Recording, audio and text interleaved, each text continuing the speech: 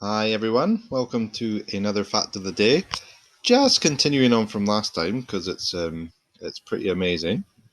I thought I'd just show you a couple of cool things I found on here. This is about the um, the mission that has just landed on Mars. This Perseverance rover, which is sending back all these wonderful things. This is the people celebrating the touchdown because it's years of work and millions of pounds spent. So they were all very, very chuffed when it landed. So anyway, yesterday I did mention about Sol, what a Sol was, and you can just see it here. See here, Sols on Mars. Now, a Sol again is just what they call a day on Mars. It's just a word for a day. So it's been there for look 6 Martian, sort of Mars, 6 days, 6 days on Mars. A day on Mars is just slightly longer than a day on Earth.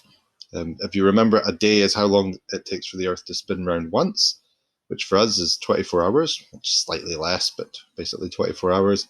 And on Mars, it's just slightly more than 24 hours, so it takes a little bit longer to spin round once, just a little bit slower.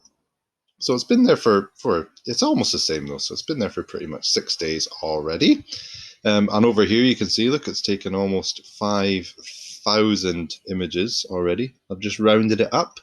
4,969 rounded up is to 5,000 there. So if we scroll down, yeah, you can see there's Perseverance there. Quite amazing. Very, very cool stuff. Now this is the Sky Crane. So this is the rover itself. This was connected. They flew in to Mars from space at a speed of 12,500 miles an hour, which is amazing. Opened a parachute to slow it down. Obviously, if it hits the surface of Mars at 12,500 miles an hour, it's going to be in bits and not work. It'll just end up like dust. So they use a parachute, slow it right down, and then this Sky Crane hovers. It stops and it hovers and it slowly lowers the rover down. So it's nice and safe landing. So cool. Just amazing technology. And if we go down to the news here, I think it was the news, and it was this one here I was wanting to show you. A couple of things. This is a coloured photograph that it took on the surface of Mars, one of many, but look at it. This is actually another planet. How cool is that? It's not just a desert on Earth, but it's another planet, which is so cool. It looks a bit funny. It looks a bit warped here because it's what's called a 360-degree picture. So this is actually a photograph of what was in front of the rover, to the side of the rover, and behind the rover, all in one big photo. So cool. That is the surface of another planet, which humans will definitely be stepping on one day in the future, which is very cool. The red dust here all over the planet gets blown up by winds. It's not like the moon. On the moon, there is no atmosphere, there's no winds, there's nothing. So Buzz Aldrin and Neil Armstrong's footprints will still be there, but on Mars, the footprints would have been blown away a long time ago. There's big dust storms on Mars, which causes all sorts of problems. But it puts all this red dust up into the air, and it can give the air this the sky this sort of pink color. You can't see it on here, but if you look up other pictures, it's almost like a pink sky. It's pretty cool. So let me go down here. You'll probably need headphones, but you can actually hear the sounds on Mars. All you're going to get is wind. There's nothing, there's no birds or no life on it. So winds, but still very cool. And if we go a bit further down, I just wanted to show you this because it's actually live images, which was really cool. Here, look, you see the parachute being deployed to slow it down. This is real footage of it landing on Mars, which is so cool.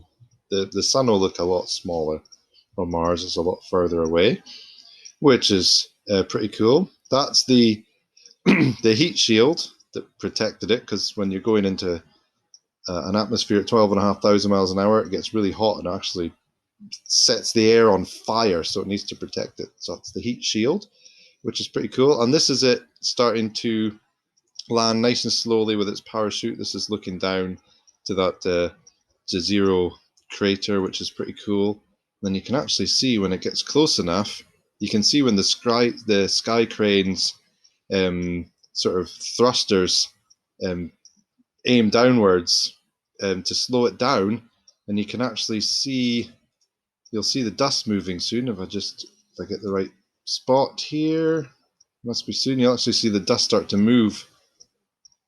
Hopefully, there you go. See, actually see it starting to move with the sky crane working, which is so cool. And look, there's the sky crane up here, lowering the rover. That's it looking down the way. Here's the sky crane hovering, causing all this wind and dust. And there's the Perseverance rover being lowered down by this sky crane just hovering there.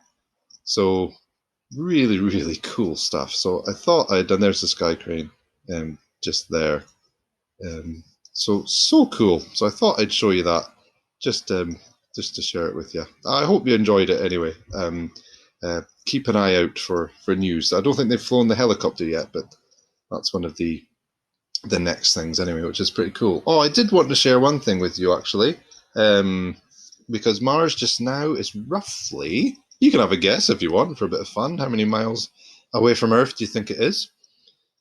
It is roughly just now about 127 million miles away, which might not mean much to you, but let's say you somehow managed to drive your car there. So you could float up into space from Earth and drive. And let's say you drove at the sort of the speed limit on the A9, which is 60 miles an hour. So the speed you might be traveling on the road normally. So let's say you could keep going at 60 miles an hour non-stop through space till you reach Mars. How long do you think it would take you? Well, I worked it out, and it would roughly take you 241 years to drive there. So it's a long, long way. Obviously, you need to use rockets and go a lot faster than your car can to get there. I think it took almost a year. It took a good few months to get there anyway, the Perseverance rover. So a long, long trip. So there you go, 127 million miles. It would take you 241 years to drive there. So pretty cool. It's a long way away. Anyway, hope you enjoyed it, and I will see you next time. Bye.